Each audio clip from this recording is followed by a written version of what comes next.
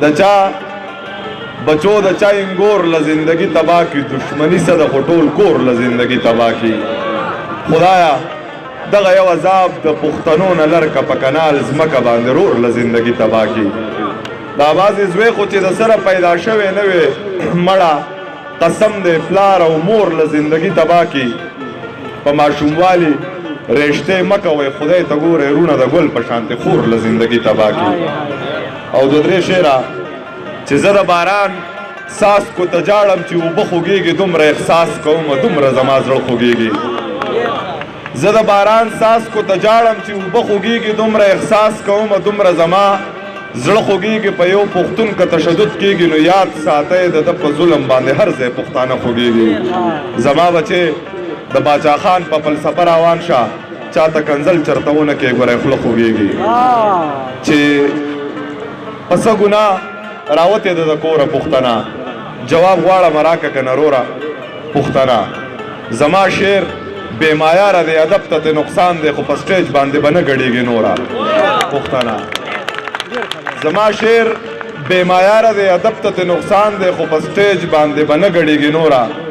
پښتنه چې د غزل په قافیه کې دن نګیر دی یو سړی زما په زړه کې دن نګیر دی د غزل په قافیه کې دن نګیر دی یو سړی زما په زړه کې دن نګیر دی د غنی او د رحمان شاعري اورم سمندر دی په کوزه کې دن نګیر دی د غنی او د رحمان شاعري اورم سمندر دی په کوزه کې دن نګیر دی ای بې درده یاره ته چې جدا شوې هغه درد مې په سینه کې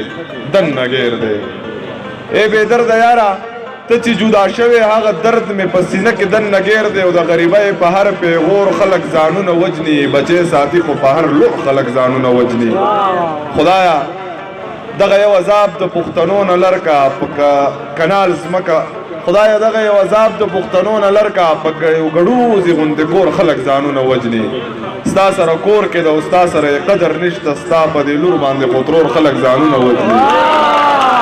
ستا سره کور کې د استاد سره قدر نشته ستا په دې لور باندې خو ترور خلک ځانونه وجنې وکړې سیندونو اوبه خړې سوات ته چا نظر اخیستی بیا راوړې اوبو مړې سوات ته چا نظر اخیستی کړې سیندونو اوبه خړې سوات ته چا نظر اخیستی بیا راوړې اوبو مړې سوات د چا نظر اخیستی نن مې بل زلمې لیدلی په توبو باندې سر کړم په مرۍ کې پروت او پړې سوات ته چا نظر اخیستی بیا راوړې اوبو مړې سوات د چا نظر اخیستی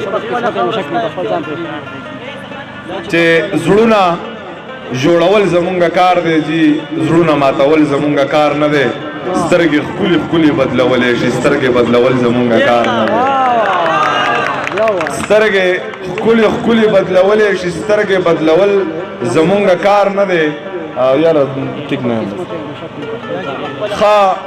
بدقسمته یم شک مې په خپل ځان پیدا شي چې زه یار کم بیا یې شپږ سوه یاران پیدا شي یار په دې دور کې خو شعر لیکل بیخي کوپر دی چې زه یې ووایم بیا یې وروسته شاعران پیدا شي مهرباني په خپله خاوره دا چې دې خاورې ته اغیار پرېږدي دا ولې پرېږدي په خپله خاوره ستا اختیار پرېږدي دا ولې پرېږدي ټیک شوله زه رقیب مو نه دی نو یریږي ولې دا چې ما ویني ما ته لار پرېږدي دا ولې پرېږدي پلار د بچي سره دا سختې دی له نه تېروي چې دی واده وکړي بیا پلار پرېږدي دا ولې پرېږدي او د محبت درجې حد ته رسولی یم مازغه مې کله کله کار پرېږدي دا ولې پرېږدي